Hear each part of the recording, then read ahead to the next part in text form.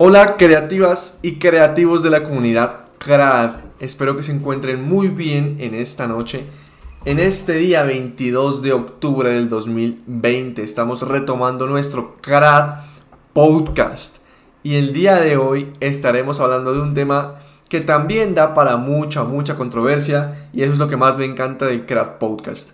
El tema de hoy será el trabajo duro versus los atajos. Más de uno se preguntará qué es un atajo, qué es el trabajo duro, así que en la noche de hoy estaremos hablando con nuestro gran amigo Gabriel Buitrago. Sí, señor. ¿Todo bien, Andrés? ¿Todo Gracias bien, otra Gabriel? vez. Aquí estamos de nuevo listos para darle fuego a este tema que sí, yo creo que sí va a traer como diferencias, así, opiniones encontradas. Opiniones encontradas y eso es lo que más me gusta de este Crack Podcast, así que a todos ustedes que nos están escuchando, vayan por su cerveza, vayan por su café, vayan por su agua de panela y se preparan para este podcast porque estará súper interesante. Así que, nada, Gabriel, como siempre, bienvenido y Gracias, estamos gracias. arrancando. Sí, señor, sí, señor. Entonces, este tema es súper interesante porque para muchas personas el camino ha sido muy difícil, para otras personas el camino aparentemente ha sido más fácil. Y lo más interesante aún es que para personas que aún no han empezado, creen que el camino es muy sencillo. Es muy sencillo y creen que lo que viene va a ser más fácil. ¿Por qué? Porque hay un montón de información por allá afuera que aparentemente se convierte en atajos. Pero por eso quiero empezar este podcast preguntándole a Gabriel y esperando que me cuente un poco de cómo fue ese proceso de aprendizaje que tuvo Gabriel para llegar hasta donde está en este momento. ¿Cómo fue ese camino? Y sabe que antes de como echar el cuento del camino, es muy cierto que a veces cuando uno está empezando, ve los pasos por dar, uno los siente como más sencillos. Eso a mí me pasó totalmente. Cuando estaba empezando y recién decía, bueno, ya sé hacer estas cosas y ya más o menos estoy bien, entonces listo, me voy con toda a un trabajo y algo bueno. Y resulta que cuando uno llega al trabajo, no, aquí usted todavía está usted es un cachorro, aquí le falta un montón. Ese punto me trajo recuerdos duros, pero bueno, No, y es muy pero cierto, sí, es muy cierto. es totalmente cierto. Uno lo ve como que, sí, ya más o menos sé qué es lo que tengo que hacer. Y entre más se mete uno en la cosa, resulta que más cuenta se da de que nada es, o al menos muy poco es como uno espera que sea. Y Eh, perdón un segundito, aquí quiero intervenir un poco porque lo que acaba de mencionar Gabriel es tan importante que recuerdo algo que siento que a Gabriel le pasó lo mismo, o a mí me pasó mucho, y es que cuando uno empieza a entrar en un trabajo, cuando uno primero que todo, cuando empieza se cree que está en la cima del mundo y se cree el mejor de todos. Cuando entra a un trabajo se da cuenta que no es así, como dice Gabriel, se da cuenta que hay mucho por aprender todavía. Ujú. Uno se convierte en una persona más humilde, es decir, porque uno entiende que tiene que aprender muchas cosas más. ¿Sí? Uno Uf, entiende que uno no es el Dios, uno no es el dueño del mundo. ¿Sí? Uno entiende que tiene mucho camino por recorrer y por aprender. Y por eso uno aprende a ser un poco más humilde y entender y aceptar las sugerencias, aceptar las enseñanzas de los demás. Entonces, eso era algo que quería aportar aquí y bueno, adelante con él. totalmente de acuerdo. Eso es como un golpe en la cara, un puño de humildad que le rompe la nariz y lo deja ahí sentado como noqueado y usted dice como que, uy, esta es la realidad. Pensaba que estaba en esta situación y resulta que la cosa es diferente. Tal cual, uno aprende a ser mucho más humilde cuando empieza a ver, uno es el pescadito en el fondo del mar y entonces piensa que el mar es el universo entero o el arrecife que esté por ahí cerca y resulta que no. Cuando uno sale a la superficie ahí de anfibio, resulta que hay muchísimo más por... No, un universo entero que ni siquiera vamos a poder terminar de comprender al final, pero ese es el viaje, ¿no? Esa es la idea, como Sí, arrancar ese viaje. Y de que se aprende, eso sí. sí, sí, sí. Entonces, Eh, eso no le falta razón. Y en cuanto al aprendizaje, Andrés, por la pregunta, porque obviamente esa pregunta es mutua, pero yo creo que esto nunca lo hemos hablado y nunca se lo he comentado, pero cuando yo empecé a meterme en la computadora a intentar hacer vainas, Yo no tenía internet en mi casa. En mi casa no había internet, pero sí había una computadora. Entonces yo me iba a un café, a un cybercafé, con una memoria USB y descargaba, copiaba tutoriales en un documento de Word y copiaba lo que me parecía interesante, lo metía ahí, eran de Illustrator, me acuerdo perfectamente, y copiaba toda la información ahí, la pegaba y la guardaba en el USB y me venía a la casa y entonces pagaba, no sé, 1 o 2 horas para usar el computador y todo lo que entrara ahí en esa USB. Y llegaba a la casa a abrir ese documento Word, literal, así, abriendo el documento. Bueno, aquí está esto, y a seguir los pasos y a darle así.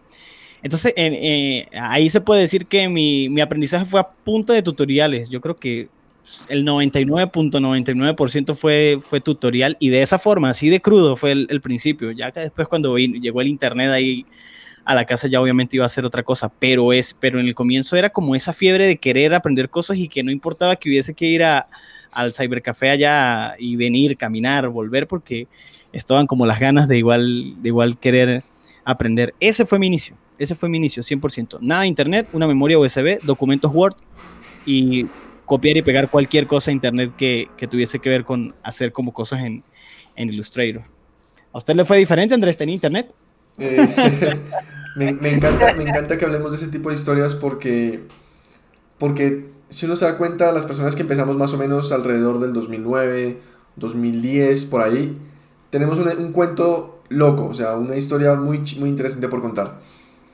Y la verdad es que yo cuando empecé, el internet estaba demasiado en pañales, demasiado lento, ¿sí? Era como por telefonía. Entonces yo internet pues no lo utilizaba para esas cosas, sino que en el 2008 yo recibí un CD, un CD de un programa que se llamaba 3ds Max 5 y yo no tenía ni idea qué era eso. Así que simplemente un amigo me dijo, tómelo que se va a divertir. Yo no sabía qué era eso. Lo instalé en mi computador con un montón de reglas para instalar ese programa. Y lo que Claro. hice yo fue ver la guía de tutoriales que traía el programa. No internet, sino la guía de tutoriales que traía el programa. Y empecé a aprender todos los tutoriales, uno por uno. O sea, en este momento si yo veo, o si usted ve un programa y ve la guía de tutoriales, es una lista interminable. O sea, son muchos programas, muchos Infinito. pasos por Ya. aprender. Y si yo me doy cuenta, yo aprendí el 96%, yo creo que vi todo el 90 y pico por ciento de esa lista. Todos los tutoriales me los aprendí de 3D Max 5. No Con la guía dormía, original del programa. literal, la guía original del programa, la que ni siquiera venía en Qué PDF paciente. ni descargable, eso venía incrustado en algún tipo de código XMS dentro del programa de 3D Max. Claro, porque el programa estaba abierto y entonces aparecía la opción de ver el manual y se abría como una ventana dentro del mismo programa. Exactamente, era una ventana Ay, eso dentro del es una mismo programa, locura. exactamente, ni siquiera era Ajá. texto copiable para Word, era algo No, totalmente para nada. encriptado. Y pues así empecé yo, empecé aprendiendo esos tutoriales día y noche, mejor dicho, no, estaba en el colegio, solamente noche, leyendo y aprendiendo, leyendo y aprendiendo. Tenía un computador que tenía 40 gigabytes de disco duro y como Uf, 500 megas, o 500, sí, como 500 megas de RAM. O sea, yo no, 512 seguramente. eso, 512, Ajá. o sea, Esa era antes de era puro milagro no se explotaba el computador con lo que hacía. Y claro Sí, que sí. es chistoso porque yo empecé haciendo una esfera, la manzana, la Claro. naranja. Yo recuerdo muchos tutoriales de la botella de vino, la etiqueta de la botella de vino, el render Las de no sé botellas son un qué, clásico. la iluminación, hasta llegar, por ejemplo, a lo que más me costó, que fue hacer eh, las fichas de ajedrez. Ajá. Uy, eso es demasiado de tutorial. Eso es Literal. muy tarea de tutorial, fichas de ajedrez, total. Sí, después aprendiendo a renderizar Ajá. vidrio, cáusticos, bueno, un montón de cosas súper interesantes que Claro. después volvería a ver en la universidad, pero ya lo había aprendido, digamos, a la mala en el colegio y por la noche Claro. con ese programa, con ese CD. De hecho, por aquí lo tengo también guardado, de 3ds No, Max 5. y de una forma muy poco amigable, porque Sí, algo que estoy viendo en lo que coincidimos los dos con ambas historias es que requeríamos de niveles de paciencia y pasión muy altos, sí, eso es porque definitivo. esa forma, por ejemplo, eso de utilizar los manuales que traen los programas, y sobre todo en esa época, eso era una cosa muy aburridora. De hecho, ni siquiera el manual se sentía como algo amigable para leer, ¿no? Era como una lista ahí de código, y a la izquierda esa barra con ese índice que nunca terminaba y con un montón de cosas. Entonces, las condiciones no eran las más amigables, como que, epa, esto es un programa en el que vamos a poder aprender cosas bonitas, no, fichas de ajedrez, un menú encriptado, un tutorial encriptado, no sé qué. O sea, como que, fíjense que coincidimos en eso. Ambos requeríamos como ese mismo nivel de convicción o de ganas de querer hacer la cosa, porque el método no era el más divertido del mundo, y comparado con las posibilidades que hay hoy día. Y eso que no fue tampoco hace tantísimos años, ya que 10 años, más o menos, pongámosle 2010, 10 2008, años, que sí, 10 años. como fue la época. Pero fíjese la brecha, sí, o sea, no es tanto tiempo, pero sí hay una brecha de información grandísima, o sea, increíblemente grande. En esa época yo creo que no existía ni no sé, el 40-50% de las plataformas que hay de educación, de aprendizaje, tutoriales, Gumroad, Patreon, cualquier cantidad de cosas que, bueno, más adelante vamos a hablar de esto. Pero yo creo que entonces tuvimos suerte en haber encontrado como las ganas de querer hacer eso. Sí, y eso va para todos los artistas también en este momento que nos están escuchando. Si se dan Mm, cuenta, estas dos historias se comparan mucho con muchas historias de artistas. Yo lo relaciono mucho con artistas que salieron o que empezaron alrededor del 2008 o 2009, porque digamos que es la época en donde no había mucho internet y tocaba como darse las mañas para aprender las cosas. Entonces, la correcto. pasión, como acaba de mencionar Gabriel, es súper importante y una motivación importante. Entonces, yo les voy a contar un poco de mi motivación. Cuando yo decidí tomar el programa y decidí aprender todo desde ceros y revisar todos los tutoriales, lo hice porque me gustaba dibujar, ¿sí? Me encantaba dibujar. Y yo nunca le vi como un propósito mayor al dibujar. Es decir, como dibujaba por dibujar y no sabía qué hacer con ese dibujo. Cuando conocí el 3D, Claro. me di cuenta que un dibujo se puede convertir en un modelado 3D. No sabía para qué, pero sabía que se podía. ¿Sí? Y veía más Ujú, cercana la posibilidad de, por ejemplo, ver mi manzana que hacía en mi tutorial en una película, por ejemplo. ¿Por qué no? ujú. En ese momento tampoco había muchas películas de 3D, pero ya había pasado, por ejemplo, Shrek, ya había salido Toy Story. Entonces como Ya existía que... Shrek, ¿no? Sí, Sí, sí, es Shrek. verdad, Shrek Y ya estaba seguramente por allí. Los Increíbles estaba también en su momento. Entonces como que Wow, claro. ya como que mis dibujos empiezan poco a poco a tener un poco más de sentido, ¿no? Como que, uy, puedo convertir mis dibujos en 3D y ya el 3D sería un poco más útil para algo más profesional. Entonces, esa fue mi Claro, motivación totalmente. y de ahí empecé como a pegarme para hacer más cosas y después les contaré más historias. Pero entonces, cuéntenme cuál era su motivación, Gabriel. Uy, honestamente, yo, yo creo que había un estilo en particular de cosas que yo quería hacer, que era como personajes dentro de Illustrator que se veían como muy bonitos porque tenían como bordes negros, como un trabajo de trazo y colores y sombras. Eso no tengo idea por qué me gustaba tanto, pero simplemente quería como alcanzar a hacer eso. Y todos los tutoriales estos lo que les vengo contando de ir allá al cybercafé y bajar todos los tutoriales, todos eran relativos a esto, a cómo poder agarrar un dibujo, específicamente, cómo si yo tengo un dibujo hecho en papel o en donde sea, cómo lo llevo yo a ese acabado final dentro de la computadora, en el que se ve como limpio, que se ve como perfecto, que se ve como empaque de Cheetos, sí, como mascota Sí, sí, sí. de personaje de Cheetos, una cosa así. Wow. Eso era lo que quería. Y pues eso era lo que realmente me mantenía ahí. Y a diferencia suya, yo no llegué a ver o sea, nunca en ese momento me di cuenta como de las posibles aplicaciones, digamos, profesionales que eso podía tener. Sí, más sin embargo, eso no le quitaba pasión a la cosa, porque simplemente lo hacía como porque era bonito ver que esas cosas fuesen saliendo, como que, puedo hacer esto, súper bien. Eso vino, lo de verle la utilidad, eso vino después. Y yo tenía una banda en esa época, era mi época rebelde de tocar punk. Entonces Punk. a la banda yo le hacía no, cualquier cosa que hiciera falta yo lo hacía o yo lo quería hacer, yo me ofrecía, no, sí, hay que hacer, vamos a tocar en no sé dónde. Yo decía, no, sí, hagamos algo de la banda, una imagen, algo para poner en esa época en MySpace, que era la red social del momento. Pero igual funcionaba como motivación, era como que, bueno, igual le estoy encontrando la utilidad de esto, sirve para cosas de la banda y para que la gente diga que somos chéveres, una cosa así. Entiendo, súper Pero, chévere. pero sí, y de cierta forma sí tenía una utilidad, ¿no? En ese momento. Y ya después viene pues el momento en el que uno descubre que, como que, pero esto sí puede tener una aplicación, digamos, mucho más pesada, ¿no? Marca, en el caso mío.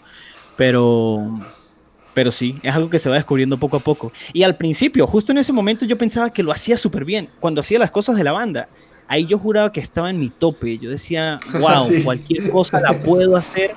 Claro, porque no conocía el resto del mundo ni el resto del universo. Era cualquier cosa que hiciera, todos los de la banda decían, no, qué bueno, qué potente. Entonces, eso también como ayudaba a alimentar las ganas de seguir haciendo cosas. Y eso no estuvo mal, porque también era parte de la motivación.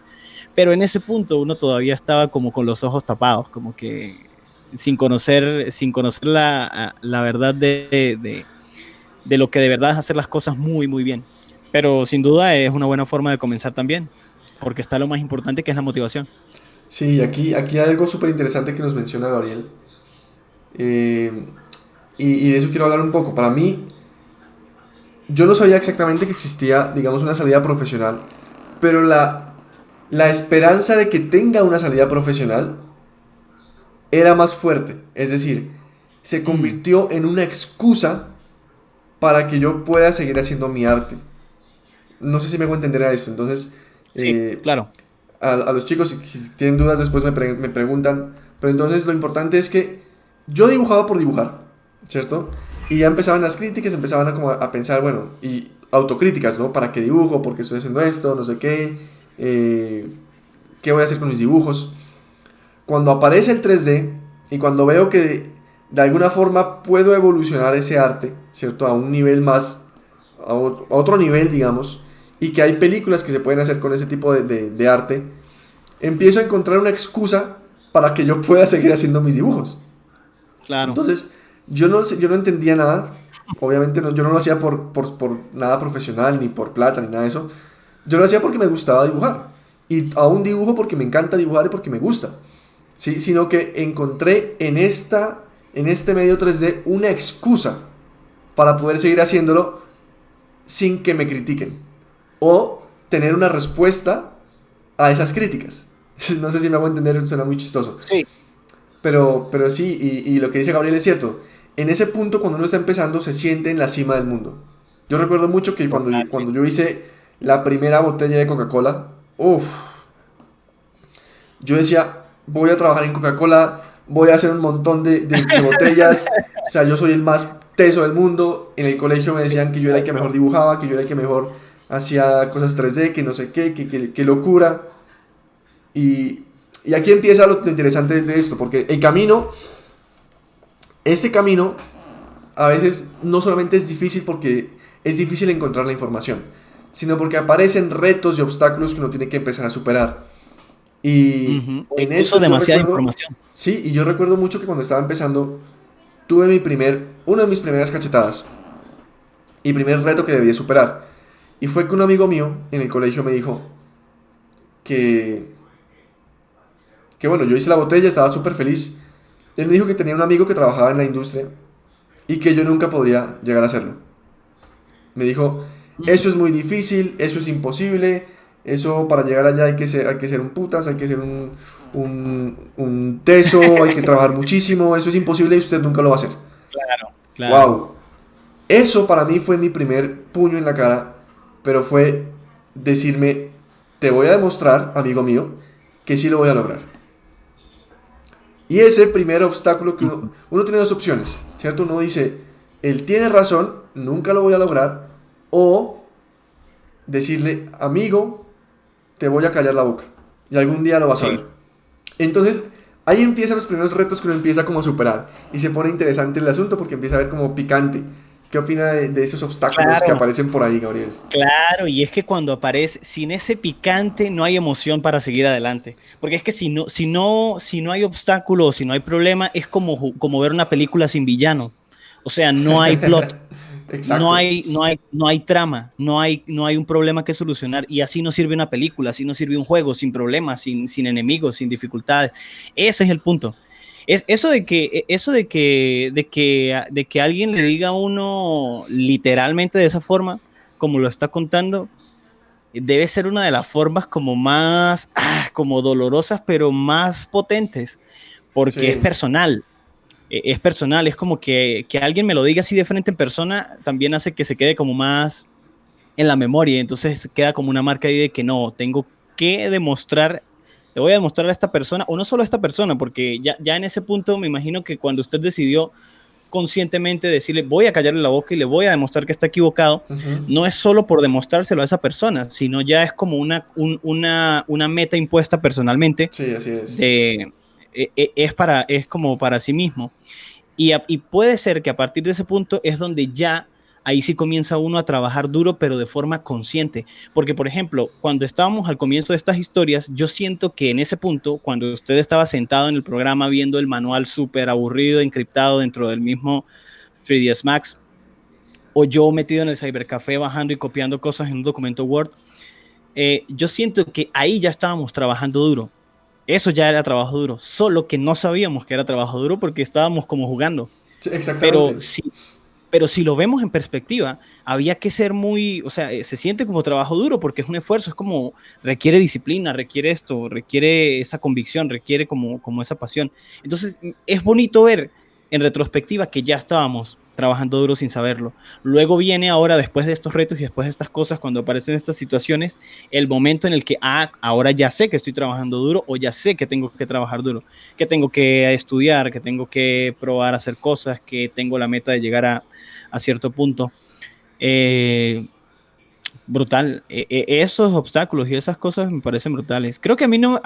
no, sí, sí, mi historia es un poco diferente porque ese primer puño me lo dio una persona también. Directo. Así de como Un puño fue un real. individuo.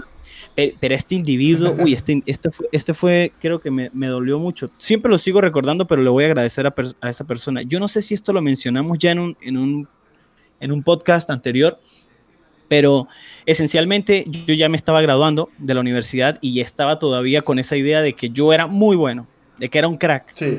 Entonces de repente me consiguen la posibilidad de hablar con una persona que iba a estar visitando la ciudad, que en ese momento era el director creativo de una agencia increíblemente grande internacionalmente y estaba ahí en ese punto.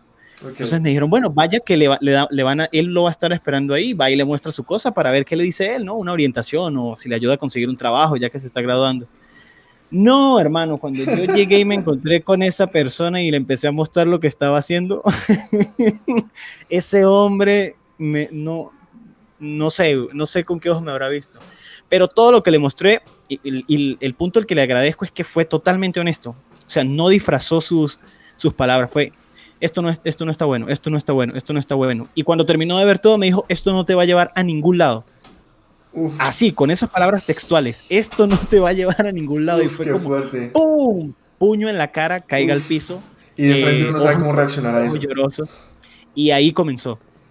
Ahí comenzó ese momento para mí en el que dije, wow, sí, me aterrizaron, gracias por el aterrizaje y ahora conscientemente hay que comenzar a trabajar duro porque ya esta persona me dijo que no estoy ni cerca de estar lejos, que es mucho decir, Es ni cierto. cerca de estar lejos.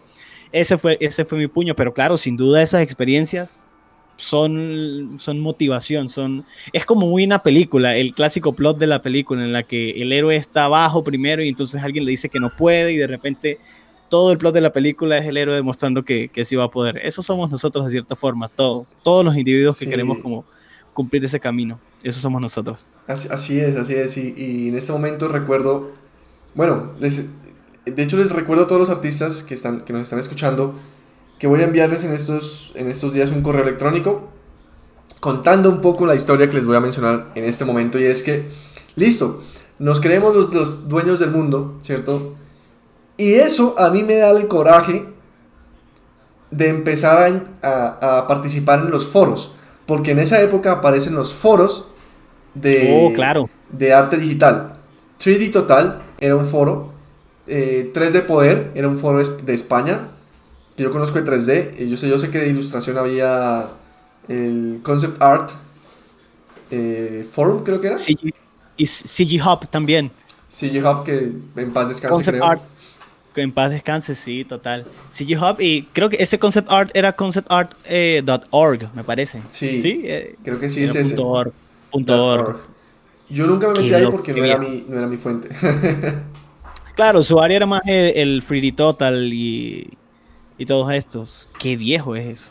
Esa era la época dorada, y fue una época dorada del arte digital realmente. Y de los foros Y totalmente. Yo no me acordaba de eso, que era muy común estar en los foros porque realmente sí eran activos. O sea, si usted tenía una pregunta, sí, se la podían responder en un foro.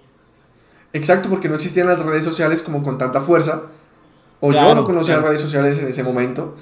Entonces, la única forma que yo encontraba para tener ese primer acercamiento a la industria era por medio de foros. ¿Sí? Entonces es curioso porque Gabriela empezó en el Cybercafé aprendiendo qué es el programa. Yo aprendí con los tutoriales del programa. Después llega Internet, en mi caso pues, llega Internet y lo primero que yo realizo es empezar a investigar más sobre eso que ya sabía y que quería saber Claro. más. ¿Sí? Me dijeron tú no puedes, entonces yo dije yo sí puedo, voy y empiezo a ver qué tanto hay de esa industria, qué tan difícil es entrar, es posible entrar y encuentro foros en Internet y con esos foros llegan los primeros, y aquí viene lo interesante, y de pronto Gabriel también se ve relacionado. Ujú. Aparecen A en los ver. foros las primeras competencias de foros. Competencias de arte digital, competencias de diseño, Uy, competencias en general. Esa época dorada me gusta mucho hablar de eso porque era la muy gente activa. colaboraba mucho, estaba muy activa en los foros. Me encantaba. Me encantaba eso. Y no sé, Gabriel, ¿qué opina de las competencias? Pues sabe que no, yo nunca participé en esas competencias porque de hecho tampoco sabía de la existencia en la época en la que estaba eso como más en su auge, pero sí definitivamente de los foros. O sea, es que los foros eran como el medio de comunicación de cualquier persona que estuviese haciendo cualquier cosa, preguntando vainas, y independientemente del tema, ¿no? No solamente de arte digital, porque era como muy, o sea, era muy entendido, todo el mundo sabía que en un foro se encontraba la respuesta de cualquier cosa, o sea, y qué loco, porque estamos hablando del mismísimo Internet y se supone que la información está en todos lados, pero es que Internet no era lo mismo en ese momento. Sí. O sea, ahora venimos al tema de comparar como estas condiciones y estas experiencias a como sería actualmente y la historia sería muy, muy, muy diferente. De hecho, si nosotros transportamos nuestras historias, o sea, como que el Andrés y el Gabriel de ese momento, si los ponemos a empezar de la misma manera, justo en este punto, el proceso cambiaría todo, inevitablemente. O sea, Uf, sería muy diferente. todo cambiaría, todo cambiaría. Y no necesariamente, no estoy queriendo decir que es que va a ser todo más fácil o sea, porque va a ser más sencillo. De hecho, yo siento, con toda honestidad, Andrés, yo siento que actualmente es más difícil por la excesiva, quizás, cantidad de información que hay. Porque ahora yo siento que es que hay demasiado, entonces es como más difícil escoger por dónde empezar. Yo creo que aquí podríamos tener opiniones encontradas, pero yo siento que hoy día a mí, para mi gusto personal, a mí se me haría más complicado arrancar hoy día, porque no sabría por dónde empezar.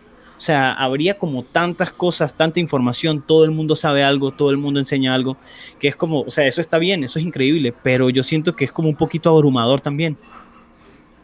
Sí, de hecho, en especial la época que estamos viviendo en este momento es un poco abrumador porque hay mucha información y Claro, me parece por un lado espectacular, o sea, hay gente que está siendo eh, muy colaboradora, compartiendo información, regalando información, sí. explicando temáticas, trayendo expertos en diferentes áreas. Eso me parece súper interesante porque estamos contribuyendo a la comunidad, ¿cierto? De manera activa. Pero al Sí. mismo tiempo es un poco abrumador porque ya ni siquiera sé por dónde ver, o sea, qué información me sirve y qué información no me sirve. Tiene Ujú. toda la razón Gabriel. Pero entonces, antes de llegar aquí a esta parte, quiero un poco cerrar esa parte de nuestra historia inicialmente. Y no quiero que que parezca que estamos contando nuestra historia porque queremos contar nuestra historia y queremos que todo el mundo se entere de lo que hicimos, sino que se den cuenta un poco de cómo fue ese proceso hace 10 años. Ujú. ¿Sí? ¿Cómo era ese proceso? ¿Por qué? Porque así como nosotros dos, hay muchos artistas que empezaron en esa época de manera similar, a buscar libros, a buscar tutoriales por donde fuera. El internet no había tanta, digamos, belleza gráfica como podemos ver en este momento. No existía el HTML5, era la web 1.0 en donde no había sino solamente como texto en las páginas web. Entonces, Y Flash por ahí, todos lados. sí, De Flash. recuerdo mucho a Spider-Man bailando en Flash. Total. Era muy... Total, Entonces, qué bien. bailaba él a CRG.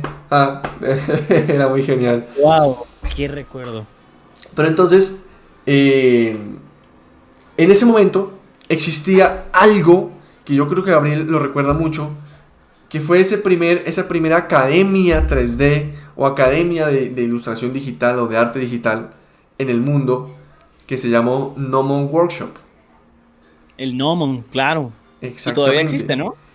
Todavía existe y ahorita es como la academia más importante a nivel internacional.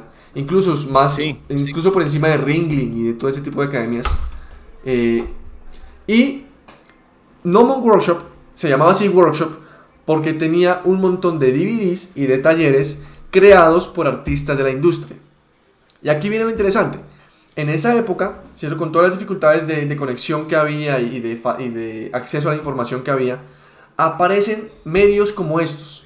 Gnomon Workshop tiene un montón de talleres, un montón de DVDs creados por artistas que trabajaban directamente en los videojuegos, directamente en las películas y tenían toda la capacidad de dar clases y de explicar temáticas referentes a la industria, ¿sí? Y ahí es donde nosotros empezamos a seguir con esa motivación, a seguir con esa pasión y empezar como a escarbar en esos lugares en donde podemos obtener la información.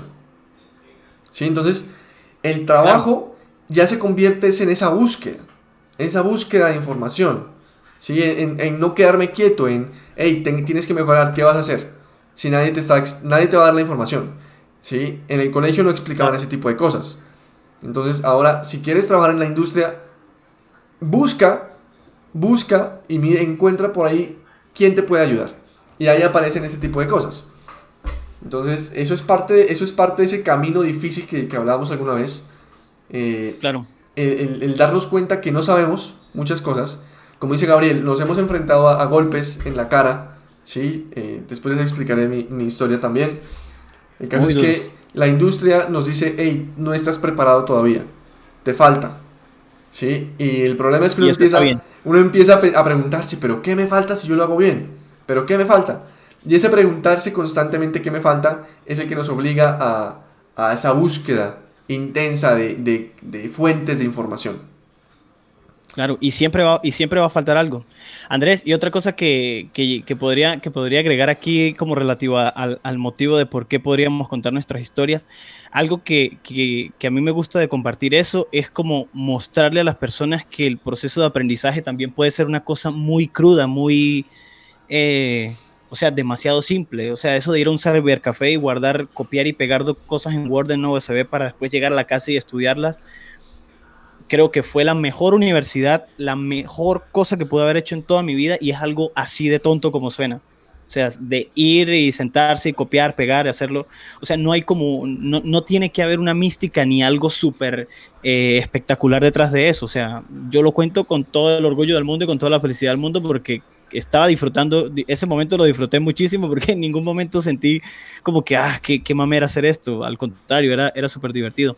Entonces creo que la mejor reflexión que puede quedar de tanto de la historia de Andrés y la mía es que no tenía que ser algo súper especial, no tenía que ser extra emocionante. De hecho, creo que ambas historias para nosotros desde el exterior se ven aburridas, porque cualquiera que nos pudo ver, cualquier persona que nos pudo ver en ese momento haciendo lo que hacíamos, Andrés sentado en una computadora viendo el manual dentro de este programa, y yo en un cybercafé copiando y pegando documentos de Word, es la cosa más como nula del mundo Sí. y menos emocionante, pero desde nuestra perspectiva era increíble.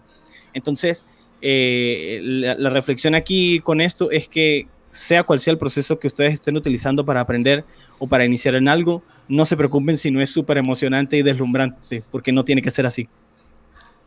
No, y algo que quiero complementar en esa historia que nos cuenta Gabriel es que si se dan cuenta, o bueno, desde mi punto de vista, seguramente Gabriel tiene otro punto de vista encontrado aquí, es que dentro de mi punto de vista, yo personalmente tuve un camino o un aprendizaje duro, pero no inteligente.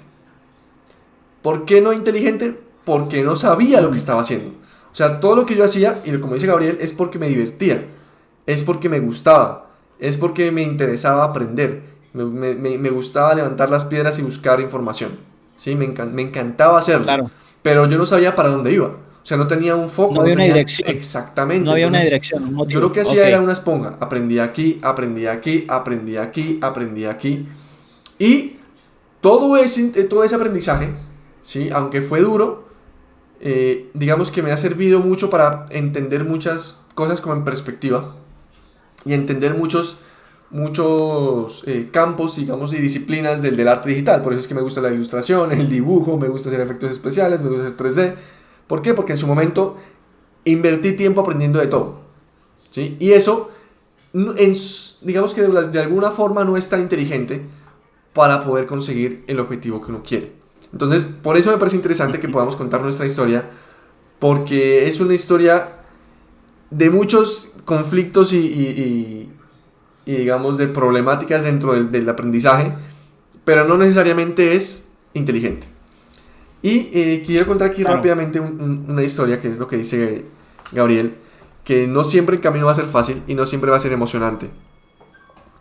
Y es la primera vez que yo participé en una competencia de arte. Al igual que Gabriel, yo estaba en mi cúspide, yo sentía que era el mejor del mundo. Yo apenas iba como 2 años haciendo 3D, pero me sentía, mejor dicho, el rey de la montaña. Y cuando entro a la competencia, al día siguiente de haber participado, me llegó una notificación al foro que decía, tienes un mensaje nuevo.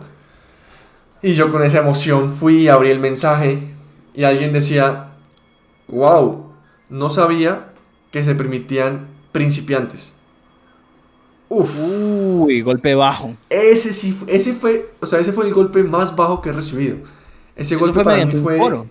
patada, sí, en un foro, fue patada en donde sabemos. Fue, y con todas las fuerzas Uf, y sin avisar. bajo, bajo, bajo. Exactamente, después de ese golpe yo quedé en el piso, pero, pero de alguna forma siempre vuelve a aparecer esos dos caminos.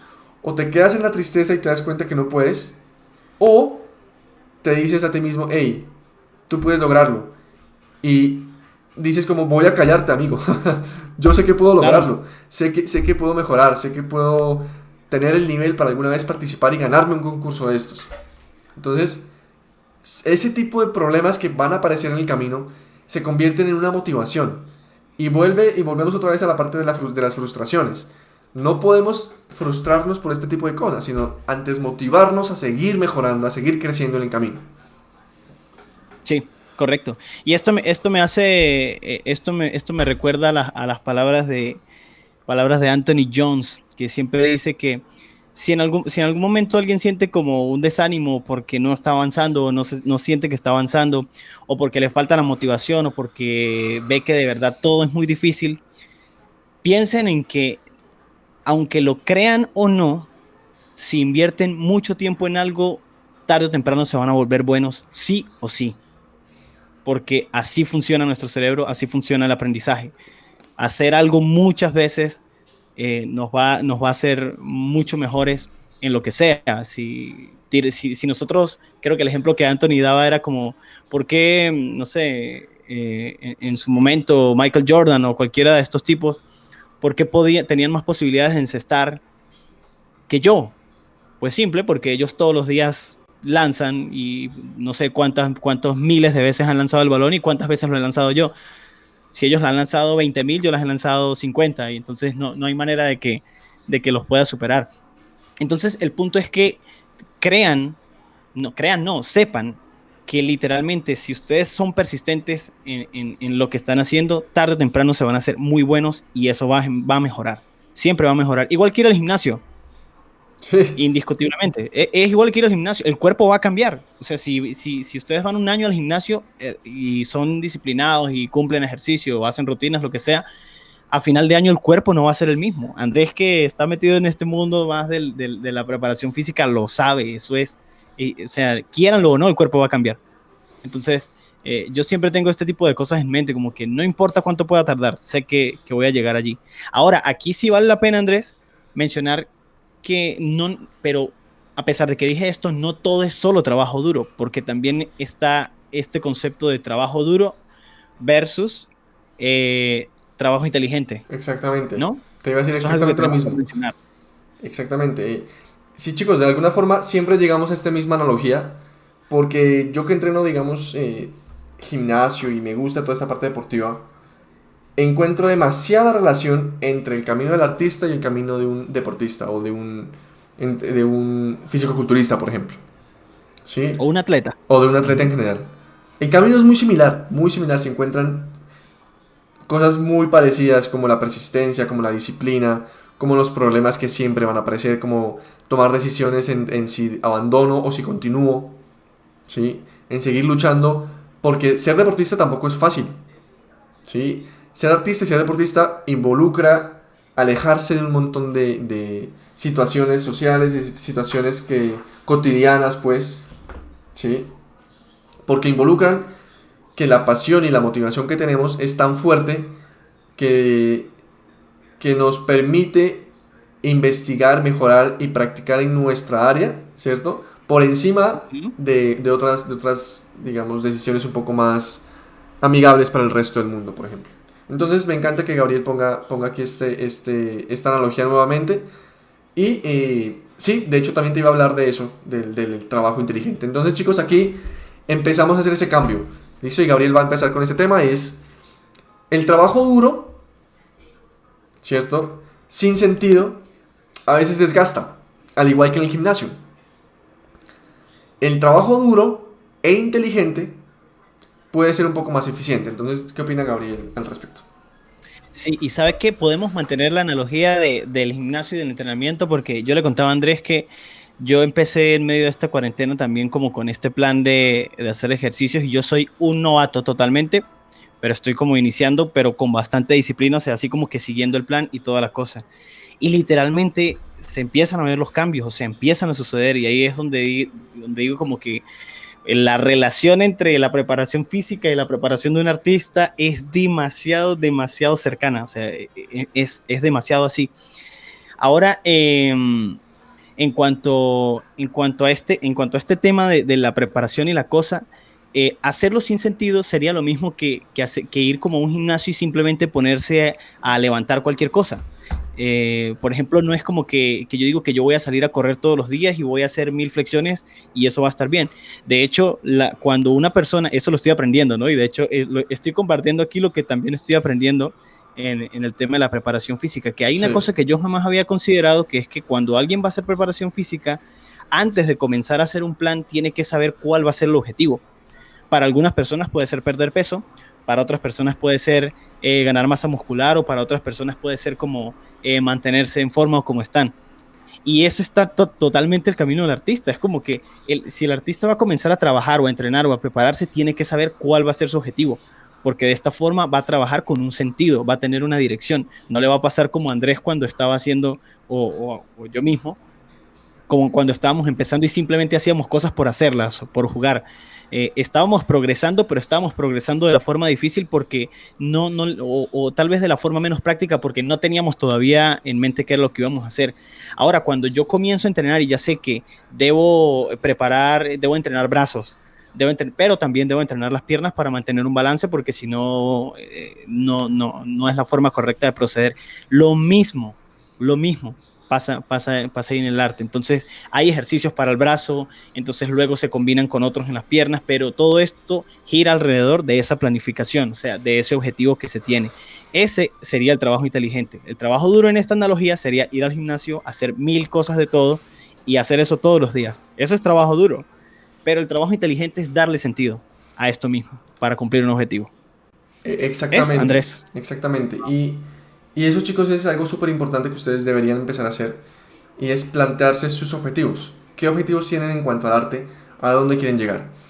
Y me encanta lo que menciona Gabriel en este momento, porque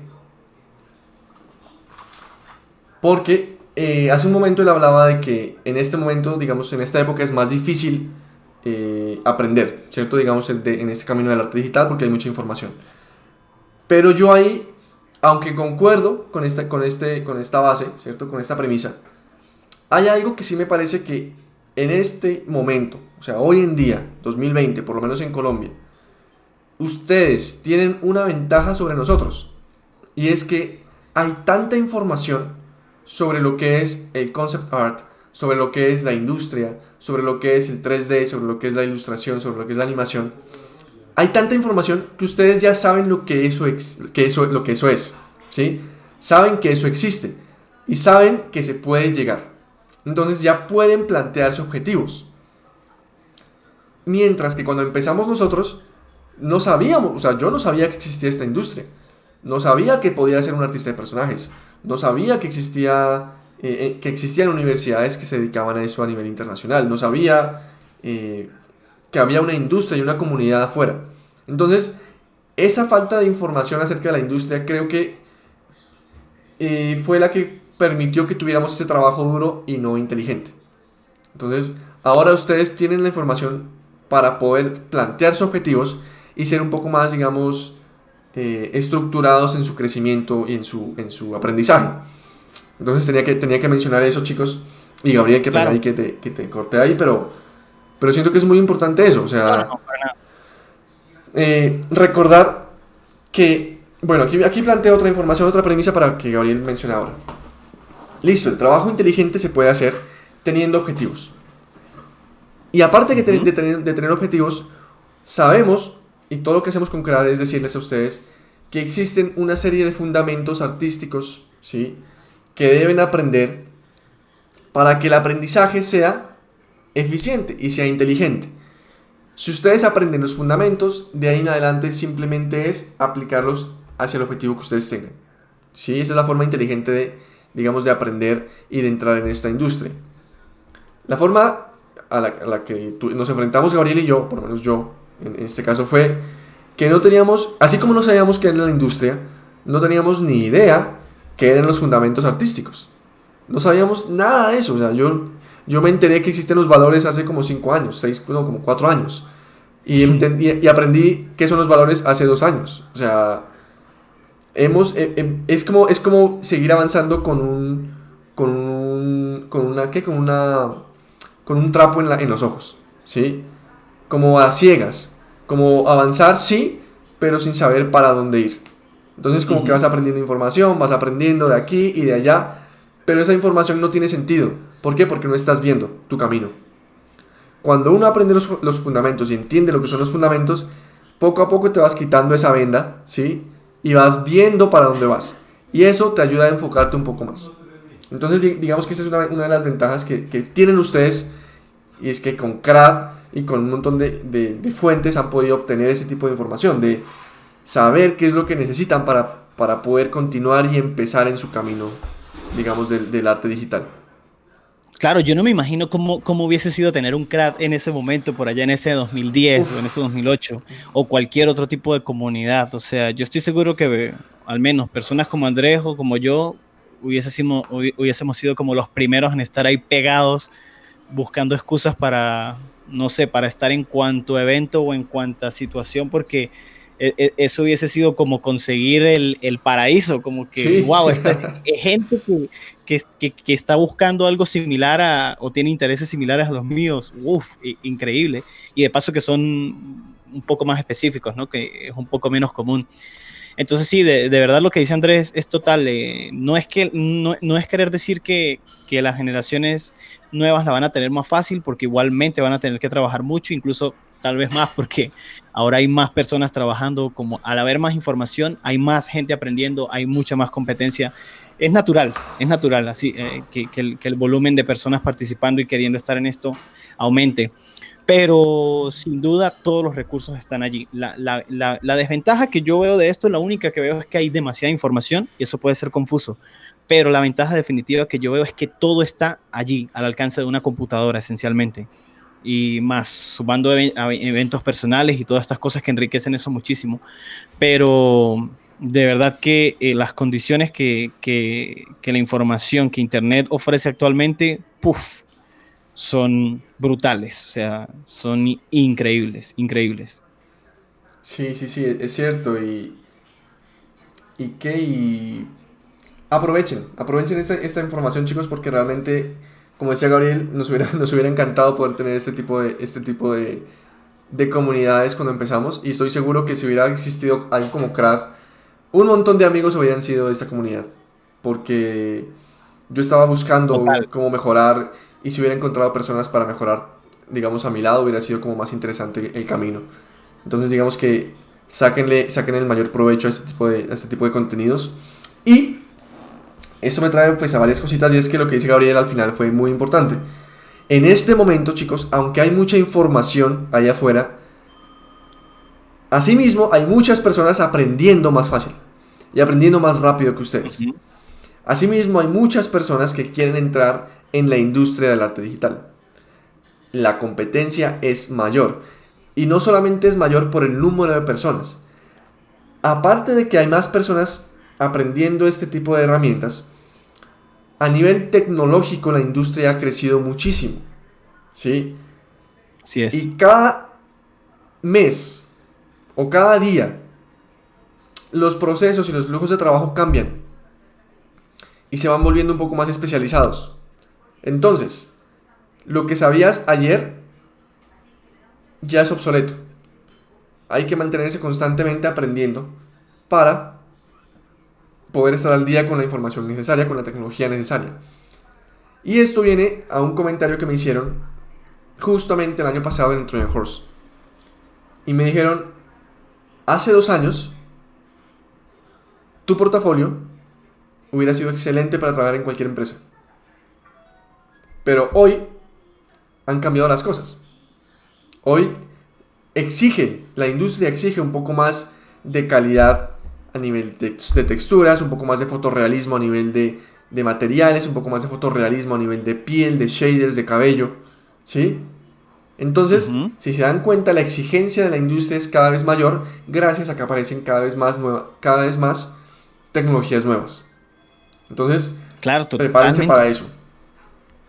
Bueno, y de hecho, si lo pensamos, pensemos como en los videojuegos y digamos, los videojuegos de la generación finales de los años 90 y principios de los 2000, ¿sí? Los artistas conceptuales que trabajaban en los juegos, digamos, de la generación de PlayStation 1, del Sega y de esas consolas, el trabajo técnico, y esto lo sé porque vi una entrevista, creo que fue Isi Medrano, un artista conceptual muy bueno que lleva muchos años trabajando, él mencionaba cómo él sintió ese cambio en el que, claro, antes como en el resultado final, en el producto final en el juego, la herramienta no permitía un nivel de detalle muy elevado y con toda esta cantidad de limitaciones, pues entonces los artistas no tenían que crear piezas eh, tan complejas ni tan detalladas en cuanto a iluminación, texturas y todas estas cosas técnicas porque simplemente la herramienta no iba a permitir crearlas. Pero hoy día que todo ya es posible, que todas esas barreras cada vez son más pequeñas y cualquier cosa se puede realizar, entonces los artistas tienen que estar a la altura de eso mismo, de poder realizar cualquier cosa. Entonces, eso va de la mano totalmente con lo que está diciendo Andrés. Y seguirán apareciendo más cosas que todavía no sabemos. Por ejemplo, una de las cosas que yo siento es que en 10 años creo que todo artista, los artistas 3D y 2D ya van a ser uno solo. Porque tanto los artistas 2D van a tener que saber algo de 3D para poder trabajar y ser más eficientes y más rápidos. Y los artistas 3D van a tener que saber manejar un poco el 2D para poder no sé, combinarlo con sus herramientas o mejorar sus procesos. Tal vez más del lado del 2D. Yo no sé si Andrés ha notado que hoy día casi todos los artistas que uno conoce que trabajan con 2D o concept art, casi todos están utilizando 3D o han aprendido a usar 3D. Se ha Sí, vuelto como súper vital. así es, así es. Y de hecho lo mencionaba Eduardo. Es decir, como, pues, no es obligatorio, en un, mejor dicho, es como, tienes un 10% de, no ser, de que no sea obligatorio, pero la mayoría de empresas lo necesitan y lo buscan. Y es decir, como, tú puedes ser el mejor artista 2D sin saber 3D, ¿sí? Eso es normal, se puede. Pero hoy la industria está requiriendo artistas que hagan las cosas rápido, que te digan, quiero que cambies la cámara, y lo hagan en 2 segundos, o lo hagan Ujú. en 10 minutos. ¿Cómo vas a hacer un paisaje espectacular? Y si te dicen, no me gusta la cámara, cámbiala. ¿Qué haces? Tienes que volver a pintar y empezar desde cero. O sea, no es eficiente. Claro, En este no momento es no nada es eficiente. eficiente trabajar solamente en 2D. Las herramientas 3D son unas herramientas muy útiles para poder agilizar los procesos de trabajo. Entonces, es cierto lo que dice Gabriel y yo creo que es más, como dice, la tendencia de los 2D a volverse 3D que los 3D a volverse 2D. Entonces Sí, es sí, gracias, como... 3D. Exactamente. Incluso Y... en mi trabajo de diseño gráfico, o Ah, sea, bueno. yo como diseñador gráfico he hecho uso del 3D de formas que no me imaginaba y que estoy totalmente agradecido por haber invertido el tiempo en aprender un poco de las herramientas. Aún a un nivel muy básico, el potencial de la herramienta es increíble. O sea, solo saber hacer una forma muy básica que pueda ayudar a solucionar una perspectiva o una cosa ya es una ayuda increíble. O sea, increíble. A cualquier persona le recomendaría de verdad siempre tener a la mano el recurso del 3D de alguna manera.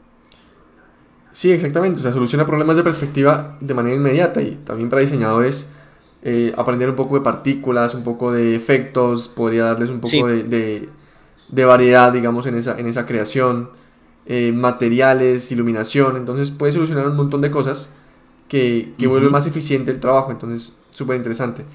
Pero quiero que hablemos de algo rápidamente y es que voy a decir algo que de pronto Gabriel lo comparta o no. Y es que yo creo que Ok. los atajos no existen. No existen los atajos para llegar lejos en esta industria. ¿Por qué no existen? Porque digamos que voy a argumentar esta premisa y es, a pesar de que exista mucha información en este momento, a pesar de que cada vez la técnica vaya mejorando y vaya siendo cada vez más fácil hacer algún tipo de, digamos, de procedimientos, siempre hace falta ponerlo en práctica. El aprendizaje se llega después de la experimentación, ¿sí? Cuando tú quieres aprender realmente un concepto, tienes que practicarlo muchas veces. Y en esa práctica te vas a caer. Y cuando te caes, te vas a dar cuenta por qué no sirvió. Y cuando te das cuenta del por qué no sirvió, vas a entender el por qué sí sirve. Y esa es la forma Y eso es de aprendizaje. exactamente, Ujú. esa es la forma de aprender, la forma de crecer y de trabajar, haciendo el trabajo completo. Si existen tutoriales que no explican cómo se hacen las cosas. Y si solamente te la pasas haciendo tutoriales que hacen las cosas sin explicar y solamente sabes hacer las cosas por tutoriales, pues realmente no estás aprendiendo y realmente cuando te sientas enfrentado a una situación en la que te obliguen a pensar y te obliguen como a solucionar problemas, pues no vas a poder hacerlo, porque no todos los problemas son exactamente iguales a los de los tutoriales. Entonces, a pesar de que aparentemente existan atajos por ahí, tienes que aprender a hacer las cosas y entender cómo funcionan. Por ejemplo, hoy en día hacer texturas es muy fácil, hoy en día hacer algunos tipos de modelados, hacer curvas, hacer tubos, es cada vez más sencillo. Pero si no entiendes qué hacer con eso, pues no te va a servir de nada. Entonces personalmente pienso que los atajos no existen. Y la única forma de llegar lejos es teniendo un trabajo duro y inteligente. Eso es lo que opino yo. Sí, sí, muy de acuerdo, porque ¿qué puede ser considerado un atajo? O sea, creo que el arte en general, por ser un tipo de trabajo técnico, esto una vez lo conversamos, es difícil engañar a alguien. O sea, ¿cómo se engaña a un estudio? ¿Cómo se engaña a un cliente? ¿Cómo se engaña a una persona a la que yo le digo, ok, yo soy muy bueno haciendo esto? ¿Sí? Entonces, perfecto, sí, vamos a trabajar, comencemos a trabajar. Y usted se sienta y comienza a hacer la cosa. ¿Y qué pasa si no la hace como usted promete que la hace? O sea, o sea, desde esa perspectiva no se puede hacer trampa. Entonces, y tampoco sería útil tener como un atajo en el que digo, bueno, Andrés es mi amigo y entonces Andrés trabaja en no sé dónde, en guerrilla, en cualquier estudio, cualquier cosa. Entonces, Andrés me va a ayudar a entrar a trabajar allí. Ese tipo de cosas no tienen sentido porque si no se es bueno, simplemente no hay lugar, no hay cabida. Entonces, lo que para otras carreras, otros oficios sí podrían ser como atajos, yo veo que en el mundo del arte digital simplemente es como irrelevante porque se depende netamente del trabajo duro. Y ahí estoy como redundando un poco con lo que Andrés dijo, pero es verdad, ahí estoy de acuerdo. Yo no siento atajos. De que hay herramientas y recursos, sí, de repente haber conversado con algún artista que dé un consejo increíble nos ayuda a hacer algo o nos abre la mente y nos damos cuenta de que podemos hacer algo diferente y cambia, potente. Pero esos no serían atajos, esos serían como impulsos, vamos a llamarlo así, como que un empujón más en ese camino. Y aparte yo creo que también tratar de pensar en atajos es como un poco perezoso, ¿no? Como si estamos buscando siempre atajos en vez de trabajar constantemente, es como, o sea, eso sería como un poquito como una falta de pasión o de emoción de vivir el trabajo, porque también nos tiene que gustar poner el esfuerzo en el trabajo y yo creo que eso es bonito. Sí, así es. Y finalmente me gustaría mencionar que una de las formas para aprender de manera inteligente, y lo digo con total seguridad y por la experiencia, es asistir a eventos de arte. O sea, si no tienen ni Uf, idea de qué hacer, no tienen ni idea de cuál es su objetivo, no tienen ni idea de qué les falta para mejorar, vayan a un evento de arte. Vayan a un evento de arte y pregunten. Hablen con los artistas. Hablen con más personas con la comunidad. ¿Sí? Van a solucionar todas sus dudas y si no todas, un montón de dudas. Y no les estamos diciendo que en el evento de arte van a convertirse de una vez en los próximos Ian McKay. Pero sí van a empezar a entender cuál es el camino que deben seguir. ¿Sí? Y cuando sepan cuál es el camino, pues más adelante en más eventos de arte van a seguir mejorando su procedimiento y van a poder comparar su trabajo con lo que habían hecho hace un año. Y se van a dar cuenta que todo va a mejorar. Y finalmente, pues les quisiera decir, no son atajos, pero son formas de aprender de manera inteligente y de manera eficiente y sobre todo para mejorar esa motivación y pasión de la que hablábamos al principio. Vean los Create Live que estamos haciendo con diferentes artistas. Escuchen estos podcasts. Siempre es importante entender los puntos de vista de personas que ya han pasado por un camino, cierto, lleno de problemas y de dificultades y cómo los han superado para llegar lejos o por lo menos llegar a donde estamos en este momento. Y no solamente en nuestro podcast. Hay muchos podcasts en este momento, entonces aprendan de un montón de artistas que están ahí como dispuestos a colaborar. Igual que Eduardo Peña tiene su canal también de YouTube y sus podcasts, entonces pues aprendan de toda esta información. Vean tutoriales, inspírense, sigan artistas. Y Gabriel creo que tiene una información también importante ahorita con fuentes para Sí. cursos. Sí, pues realmente que como de lo que he visto fue como fuentes en línea de las que veo como mucho potencial y que son muy útiles y que incluso algunas las he utilizado yo mismo.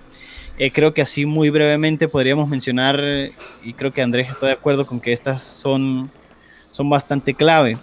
Yo pondría en este top estas cuatro que serían Patreon, que Patreon tiene una ventaja y es que Patreon es como bastante personal, ¿no? Para los que no lo conocen, Patreon es como estas páginas que crean personas que básicamente crean o trabajan creando cualquier cosa y las personas se vuelven como que apoyan a estas personas con una especie de pago mensual por una tarifa y bueno, los artistas o los creadores suben contenido. Muy buenísimo, Patreon.